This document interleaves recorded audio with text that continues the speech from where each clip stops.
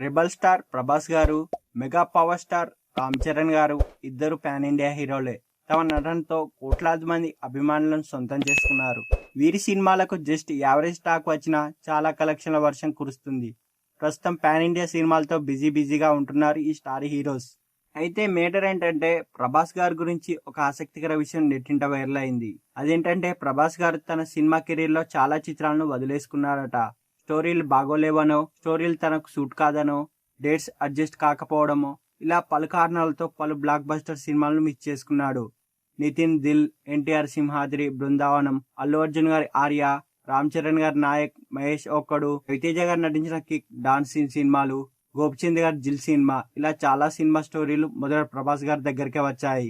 అయితే ఈ మూవీస్ లో ప్రధానంగా చెప్పుకోవాల్సింది రామ్ చరణ్ గారు రిజెక్ట్ చేసిన ఓ సినిమా గురించి.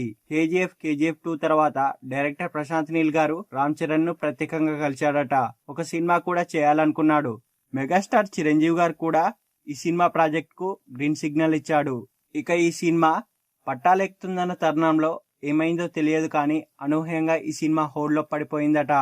కొన్ని రోజులకు ఇదే స్టోరీని ప్రభాస్ కు వినిపించాడట ప్రశాంత్ నీల్ గారు. అతను వెంటనే ఓకే చెప్పడంతో సినిమా పట్టాలెక్కింది. ఆ తర్వాత బ్లాక్ బస్టర్ అయింది. ఆ సినిమా ఏదో ప్రత్యేకంగా చెప్పనక్కర్లేదుగా. ఆ మూవీ ఏదంటే సలార్. ఈ హై యాక్షన్ ఎంటర్టైనర్ లో ప్రభాస్ గారిని ఓ పవర్ఫుల్ రోల్ లో చూపించాడు ప్రశాంత్ నీల్ గారు. ఈ సినిమా ఏకంగా 700 కోట్ల పైగా కలెక్షన్లు రాబట్టింది.